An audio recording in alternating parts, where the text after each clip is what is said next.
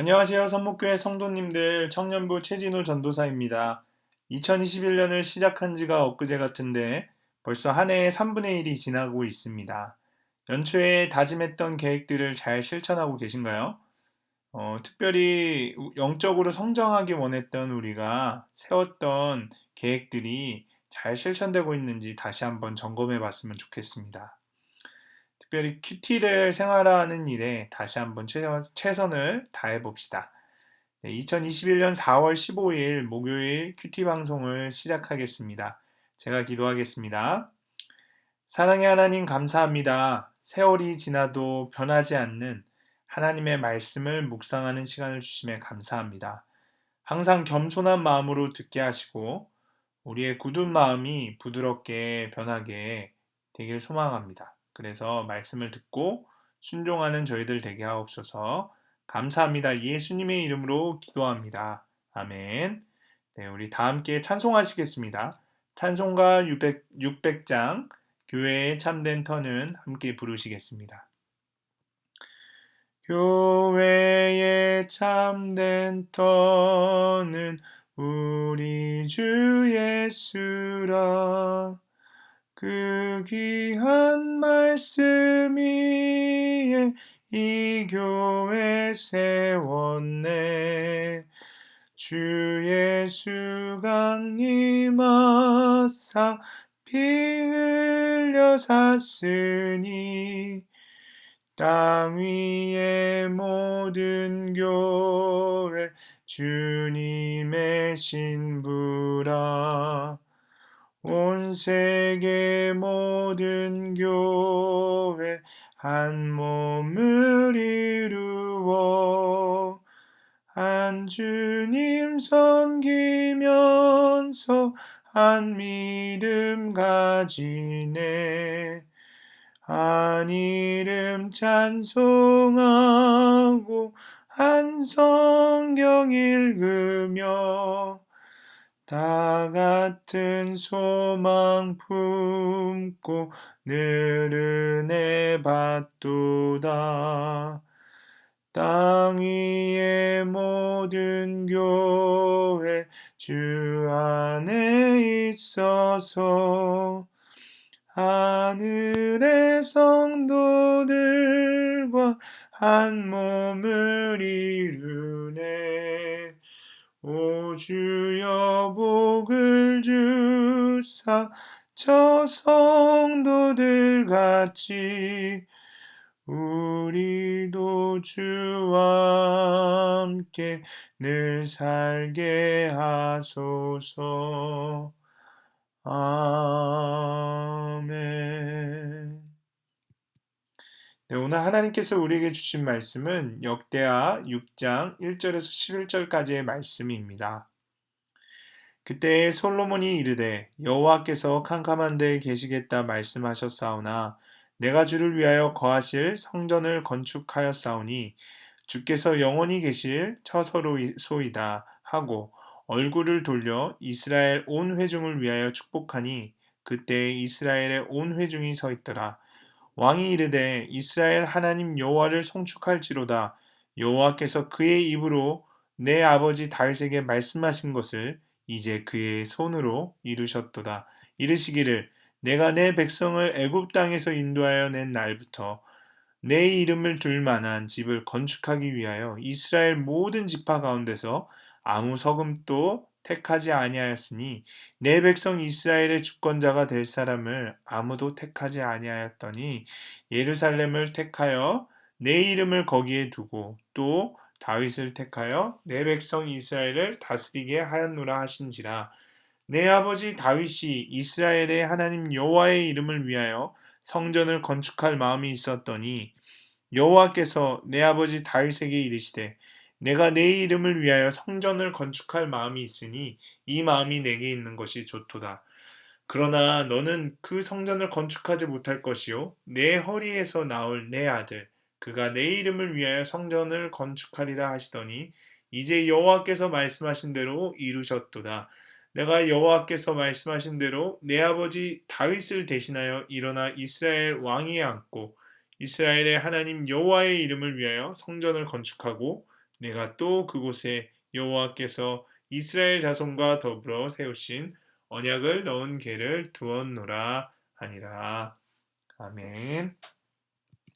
네, 본문을 설명하겠습니다.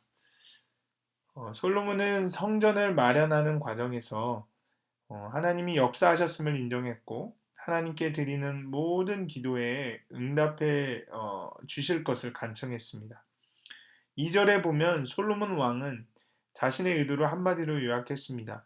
그는 하나님이 영원히 거하실 처소를 건축한 것입니다. 그것은 하나님이 영원히 갇혀 있을 곳이 아니라 사람들이 그분께 나아갈 수 있는 장소였습니다. 그러고 나서 솔로몬은 이스라엘 온 회중에게 축복하면서 연설을 시작합니다. 솔로몬이 행한 연설의 상당 부분은 그의 청중들에게 잘 알려진 내용들이었습니다. 솔로몬은 다윗이 성전을 짓고자 했으나 하나님에 의해 만류되었고 대신 하나님이 허락하에 자신이 왕위에 오르고 성전을 짓게 되었다는 설명을 되풀이했습니다. 하지만 그 친숙한 사건들을 자세히 설명하는 솔로몬의 연설에는 몇 가지 의미 있는 내용도 포함되어 있습니다. 무엇보다 먼저 얼마나 많은 일들이 사람들의 손에 의해 이루어져 왔는지를 감안할 때 솔로몬이 하나님이 그분의 손으로 그런 결말을 초래했다고 언급하는 것은 굉장히 인상적입니다. 솔로몬은 그 사건들을 주관하신 하나님을 따로 떼어놓고는 인간의 기여가 아무 의미가 없다는 사실을 인식하고 있었던 것입니다. 둘째로 솔로몬은 성전 건축 자체가 의미 있는 일뿐만 아니라 그것으로 인해 예루살렘이 성전이 세워진 특별한 도시가 되었다는 사실을 강조했습니다. 그것은 오래전부터 기다려온 것이 성취된 것입니다.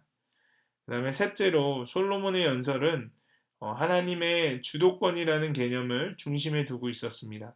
그분은 성전을 약속하셨고 예루살렘을 특별한 도시로 또 솔로몬을 통치자로 선택하셨으며 솔로몬이 성전을 지을 수 있을 때 그 약속을 행하신 분이셨습니다.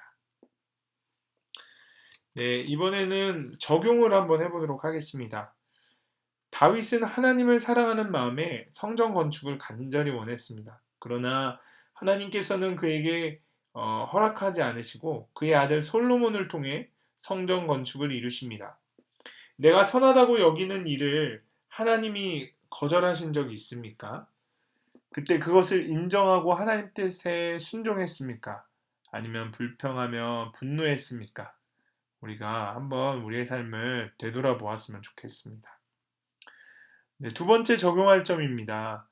우리가 다니고 있는 이 선목교회는 주님의 성전을 멋지게 지었습니다. 그런데 솔로몬의 고민처럼 만약에 이 멋진 성전에 하나님의 말씀이 함께 하시지 않는다면 아무 소용이 없습니다. 솔로몬이 그래서 언약궤를 가지고 왔죠. 그것처럼 우리는 우리의 교회를 하나님의 말씀으로 가득 채우고 있습니까? 아니면 단순히 사교적인 모임을 진행하는 장소로 여기고 있지는 않습니까? 솔로몬처럼 하나님의 말씀을 사모하는 마음이 우리 안에 있습니까? 만약에 없다면 이 시간에 우리가 하나님께 그런 마음을 달라고 기도하는 것은 어떨까요? 네, 한번 적용해 보셨으면 좋겠습니다. 네, 다음은 묵상 간증입니다. 오늘 우리가 함께 읽을 묵상 간증은 페이지 239쪽 노승우 성도님의 거절된 칠순잔치입니다. 모태 신앙인으로 태어난 저는 어려서부터 교회에 다녔습니다. 다윗이 하나님 여호와의 이름을 위하여 성전을 건축할 마음이 있었듯이 저도 수많은 예배와 수련회에 참석해서 눈물을 쏟으며 하나님의 영광을 위해 살겠다고 기도하곤 했습니다. 하지만 다윗이 성전 건축을 소원했어도 이루지 못하고 거절당한 것처럼 하나님을 위해 살겠다고 다짐한 저와 저희 가정에 누나의 조현병이라는 힘든 고난이 찾아왔습니다. 그렇게 일반적인 가정의 모습을 기대할 수 없게 된 지 어느덧 18년이 되었습니다.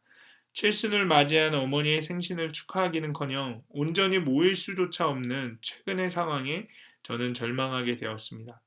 조현병에 시달리고 있는 누나는 어머니의 칠순을 앞두고 이전에 보여준 적 없는 화와 폭력적인 모습으로 집안에 분란을 일으켰습니다. 그런 누나 때문에 가족이 모일 수 없었는데 누나의 행동이 다 자신의 죄 때문이라며 십자가에 못 박히듯이 살아내는 실순의 어머니를 지켜보고 있노라면 하나님을 향해 원망하는 마음이 올라왔습니다. 밖에 나가서 어머니를 위해 근사한 식사 자리라도 마련하고 싶은 특별한 날이지만 망상에 시달리는 누나의 눈치를 보느라 그럴 수 없는 상황 자체가 제게는 하나님의 거절로 다가왔습니다.